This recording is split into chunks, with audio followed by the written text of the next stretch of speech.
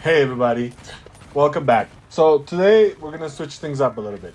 If you watched my builds before, you already know that I usually lean heavily into assassination focused Shinobi setups.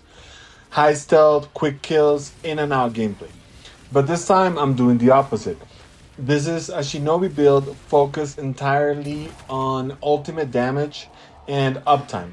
We're talking more shadow strikes, more impact, and way more boss pressure.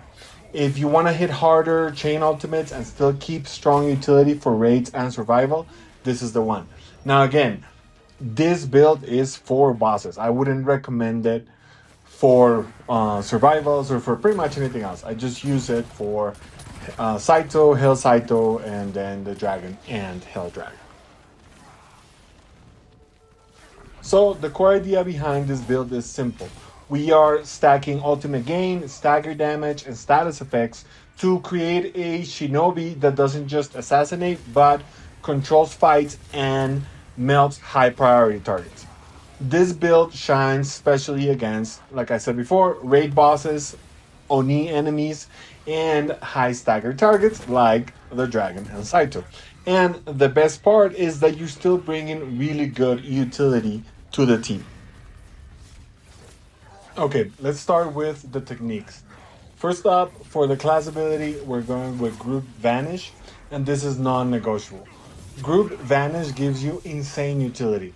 It clears bomb marks in raids, it saves teammates instantly from the bombs, it gives you breathing room in chaotic fights, and it has a lower cooldown than Toxic Vanish. So if you are playing end game content, this ability alone can carry runs. Now, for perk number one, we are going with status effect duration. This ties directly into the build because we are running a fire-based damage build across multiple pieces of gear. So increasing how long those effects last means more passive damage, more pressure on enemies, and just basically better synergy across the entire build. For perk number two, we are going with Spirited because this gives you 2 extra spirit points, which is pretty huge.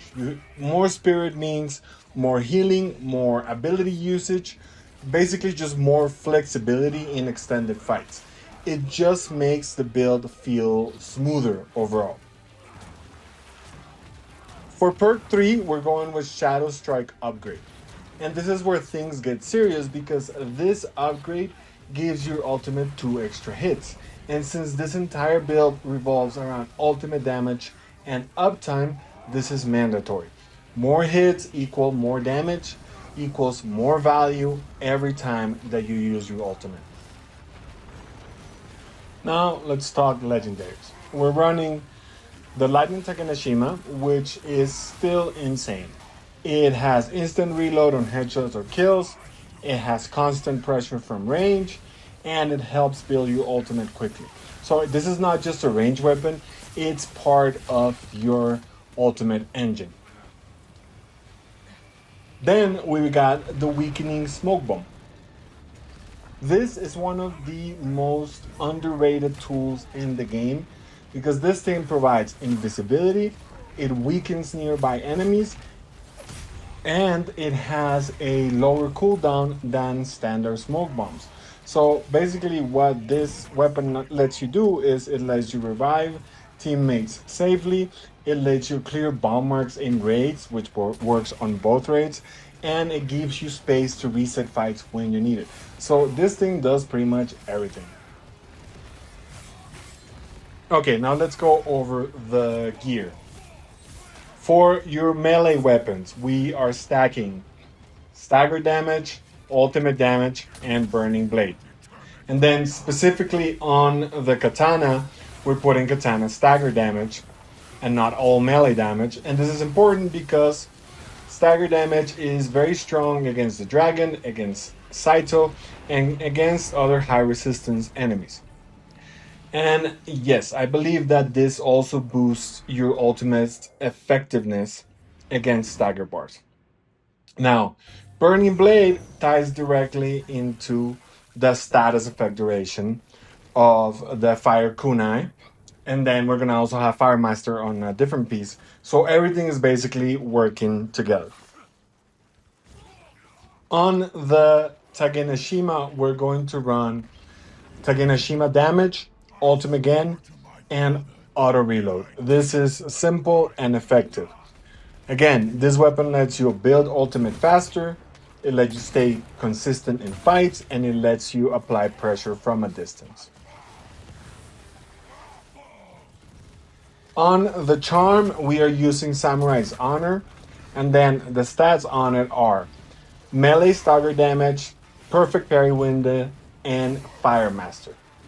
Fire Master is really big here because it stacks with Burning Blade, with Fire Kunai, and with status effects duration. So this works with all the burning effects that we have on this build. So your fire damage is basically going to be constantly ticking and doing some real work. Now, as far as the perfect parry window, I run it because I am not that good at parrying, like honestly. So if you are good at parrying, I would say swap it for either ultimate gain or ultimate damage and push that a little bit further. Now, on the kunai, we are running kunai damage, ultimate gain, and fire kunai. Because, I mean, let's be honest, kunai are usually just utility, especially in Legends. They were a lot better in Tsushima. But in this build, they actually hit because the fire kunai adds extra damage, more status effect, and it just basically has a ton of synergy with the entire build. Now, on the final piece, which is the weakening smoke bomb, we have ghost tool cooldown reduction, we have ultimate gain, we have armory. Now, what this setup does is it turns your smoke bomb into a full support engine. Armory gives you ammo for your rifle. Cooldown reduction means more frequent use. Ultimate gain fits directly into your Shadow Strike. And again, you can revive teammates, reset fights, clear raid mechanics. So honestly, it is one of the strongest tools, not only in this build, but in the game right now. So how do you actually play this? Basically, you're not just sneaking around anymore. Instead, you're using your Tagenashima to build ultimate quickly. You're applying fire effects constantly through your gear. You're using your smoke bomb to control fights and reset and revive teammates. You pop Group Vanish when your team needs it.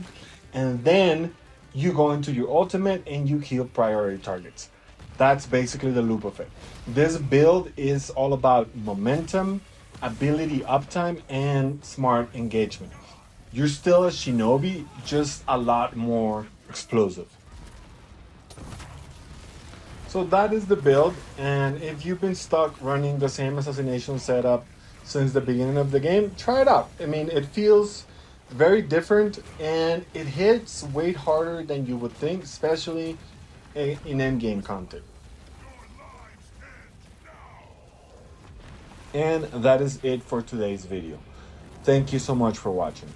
If you enjoy my content and you want to support the channel, there are a few ways that you can help out. First, drop a like on the video and share it with your friends, family, or anyone you think would enjoy it. It really helps the channel grow. Second, don't forget to subscribe and turn on notifications so that you never miss a future video. And third, if you would like to support me directly, you can do so at allbashgaming.com. In there, you can buy me a coffee, and now you can also rep the channel with your own merch. You can grab your Loot Goblin t-shirt or the classic "It's not a glitch, it's a tech" t-shirt over on my shop. All the links you need are in the description. Thank you again for watching. I appreciate every single one of you. See you in the next one.